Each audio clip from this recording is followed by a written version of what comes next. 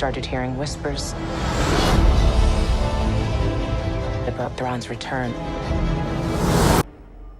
Hello there. This is where the fun begins. What's going on, guys? Unofficial Star Wars here. Hope you're all doing well, and in this video we have a brand new tease for Ahsoka and her show regarding Thrawn and his quote-unquote superpower in the live-action show. We're gonna go ahead and hop right on into it. In this video we are going to be taking a read from the Direct's article. I'll have their article linked in the description down below for you guys to check out there as well. This is really just into the regards of what makes Thrawn so special, I think, to a point compared to how we're seeing him in the Star Wars Rebels animated show, and then bringing this character front and forward to the Ahsoka show. Thrawn definitely played quite a prominent role in the Star Wars Rebels show, but I'm definitely certain that he'll have more screen time and be a little bit more of a focus going forward for the Ahsoka show, and maybe forward and even outside of the Ahsoka show within to the regards of other Mandalorian and other Mandoverse shows. So other seasons of the Mandalorian and the Star Wars Skeleton Crew, Book of Boba, he's really going to be kind of like having a presence out there. It's really going to be felt into the regards of these other shows that are taking place all kind of at the same time in the same time period. Anyway, as the article reads, Ahsoka star Lars Mikkelsen has detailed what makes Grand Admiral Thrawn such a force to be reckoned with, especially compared with anything else that we've seen in this timeline, and even at that, kind of like what makes him unique and different to other Star Wars characters is something else I think is a very underrated fact for Thrawn as well. Thrawn goes back quite a long way in the Star Wars franchise. The Chiss Imperial officer was first introduced in the non-canon novel Heir to the Empire by Timothy Zahn, and was integrated into Disney and Lucasfilm newer continuity during Star Wars Rebels and its run for the show, bringing him into the canon universe. As we're going forward here, we're going to see a lot of things pulled from the early Thrawn books of where he was first introduced. Of course, those novels now being part of Legends and not actually in universe canon, where I think that we're going to see a lot of the stuff from those novels actually come into canon. I think that's just kind of something that Dave Filoni has in store for this overall character here as well.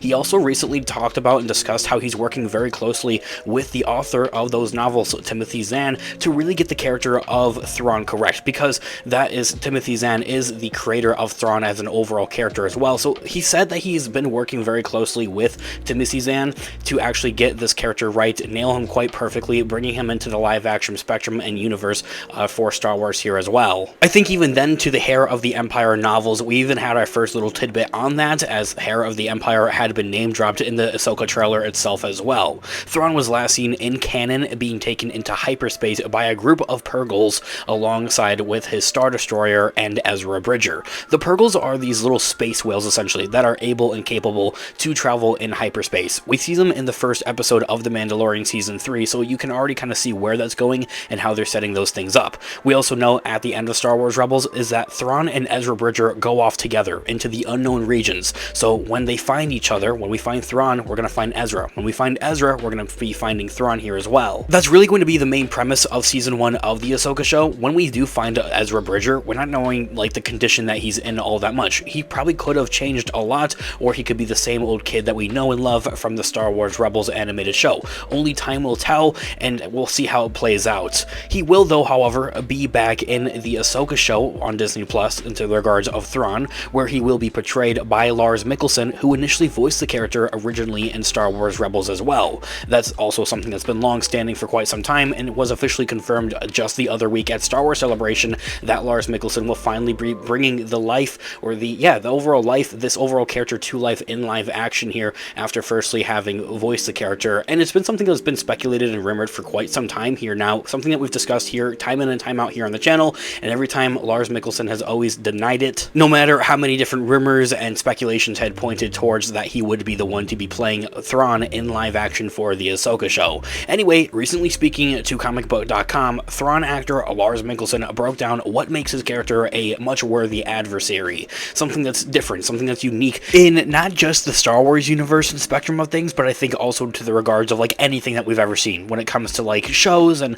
movies and everything like that. It's like in the pop culture spectrum of things, I think the most comparable thing you can take Thrawn to when it comes outside of Star Wars Wars 4 on thing is comparing him to the MCU with Kang. And I don't mean to get too off topic here, but when, of course, it would depend on the variant of Kang that you're also dealing with as well. I think for this instance, I'm using the one that we see in Quantumania recently. If you're a Marvel fan, I have a Marvel channel linked in the description down below for you guys to check out there as well. But that's a very smart and a very strategic overall character, and I think that we're going to be seeing pretty much the same thing here for when it comes to Thrawn, except I think that they're going to nail it a whole lot better. That isn't any shade, though, towards Quantumania or to Kang or anything like that, though. Anyway, as I digress, as I was talking about, speaking recently to comicbook.com in a recent interview, Lars Mikkelsen, Thrawn actor, broke down everything of what makes his character to such a worthy adversary, saying that in full quotes, "That bloke, he doesn't have the Force. He's not a Jedi. He's not a superhero of any kind, but he does have the brain. He has all of that in that regard." Ending that quote right there,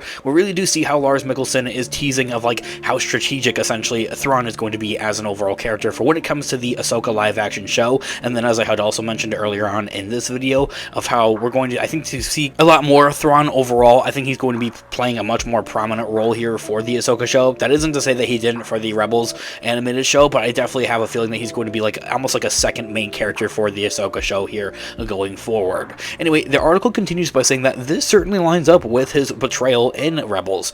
In that series, Thrawn was a laser focused on finding and defeating Phoenix Squadron alongside with Hera Syndulla and the rest of the Ghost Crew, the rest of the Rebels, displaying a vast intellect and large degree of patience. The Grand Admiral was able to eventually locate the Rebel cell's base on Atollon, as we do see in the Star Wars Rebels animated show. And as this article does mention here of how he has that large degree of patience, we're already seeing that being demonstrated here now in like the current timeline here, essentially for when the Mandoverse is taking place and with the Ahsoka show here. Of that recent episode, especially of the Mandalorian, we have what's called the Shadow Council of all these Imperial warlords, with Moff Gideon kind of wanting to be like the leader or the new leader here, taking over Thrawn's position and role for these Imperial warlords of the Shadow Council. And so they are talking about like, where is Thrawn, and like, why is he so secret? Why isn't he showing his face? Why isn't he talking to us or anything like that? And that is exactly like that degree of patience that we're seeing. He's essentially waiting for the right time, and that doesn't come to when it comes to like presence and when you're going against like your own enemies like the New Republic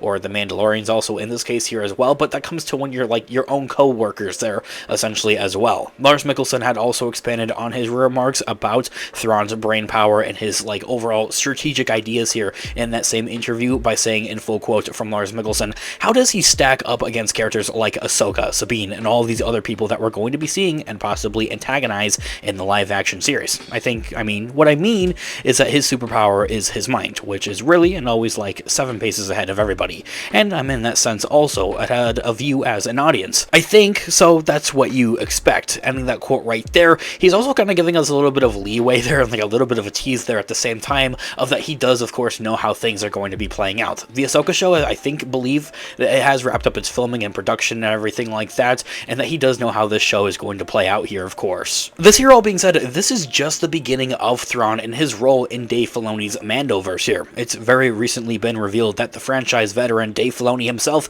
will be directing and writing a crossover film based around his and Jon Favreau's Mandoverse, slated of a Star Wars shows, as one big Star Wars culmination movie here essentially, something that was recently announced and confirmed at Star Wars Celebration this year. Now, given the trajectory that the series is leading up to said a movie, or currently is still going on of course, it seems possible that the big bad of this overall quote-unquote saga or Mandoverse here could very possibly be Thrawn, alongside the Imperial remnant here of course. In essence, he might be the Mandoverse's Thanos, comparing it once again to Marvel. If this is truly the case, factoring in Thrawn's intelligence and drive, the heroes of the New Republic era are going to have to work their cut out for them in defeating this furious force. What's remarkable about Thrawn is his ability to maintain his calm in the heat of a battle. It's often eerie to see the level of composure he possesses in carrying out his attacks on the rebels throughout this animated show of Star Wars Rebels, so to see that coming to live action has to be one of my most anticipated